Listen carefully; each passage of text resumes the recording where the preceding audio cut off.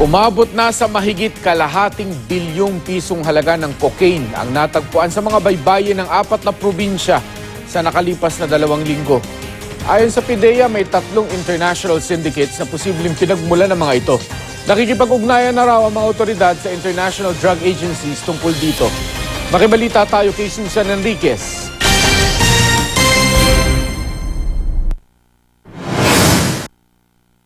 Alas 3 ng hapon kahapon, nakatanggap ang Quezon Police ng report mula sa Barangay Tanod sa bayan ng Mauban.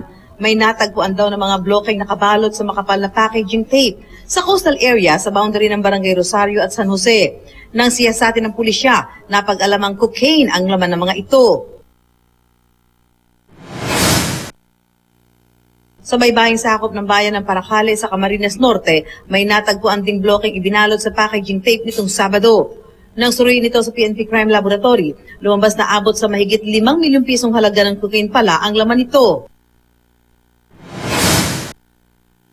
Sa dagat sa katabing bayan naman na Vinsons, nakita noong nakaraang linggo ang mahigit 5 milyong piso ring halaga ng bloke ng cocaine. Nitong Martes, tinatayang nasa 258 million pesos naman ang halaga ng cocaine na natagpuan sa baybayin ng Dinagat Islands. Dito namang Huwebes, sa baybayin sa Siargao Island, nakita ang mahigit 200 milyong piso ring halaga ng cocaine.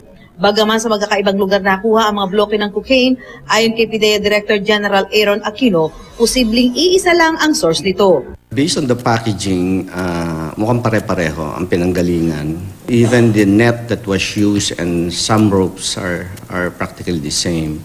Nauna na sinabi ng PIDEA na posibleng ibinagsak ang mga cocaine sa Pilipinas para mairepack dito bago ipadala sa ibang bansa. Pwede rin daw na diversionary tactic ito ng mga sindikato para makapagpuslit pa ng mas malalaking shipment ng droga. Ayon sa PIDEA, may 3 posibleng sindikatong pinagmula ng cocaine: ang Golden Triangle Drug Syndicate, Colombia Drug Syndicate at Chinese Drug Syndicate. Yung proximity ng area natin, there's a possibility also that they are the ones transporting these drugs. Kaya naman mas pinaigting na ng pulisya at PIDEA ang kanilang kampanya laban sa mga sindikatong nasa likod ng floating drugs. Nagkabit na sila ng mga tarpaulin sa coastline ng Surigao del Norte. Magsisilbi raw itong paalala sa publiko na kapag may nakitang kahina-hinalang bagay na nakalutang sa dagat, huwag itong galawin at sa halip ay i-report ito sa mga otoridad. Magbibigay raw ang pulisya ng pabuya sa mga makapagtitimbre sa kanila ng posibleng cocaine shipment. Bantay sarado na ang mga pantalan ng Siargao at Dinagat Islands para masigurong walang makalulusot na droga sa bansa. Susan Enriquez, GMA News.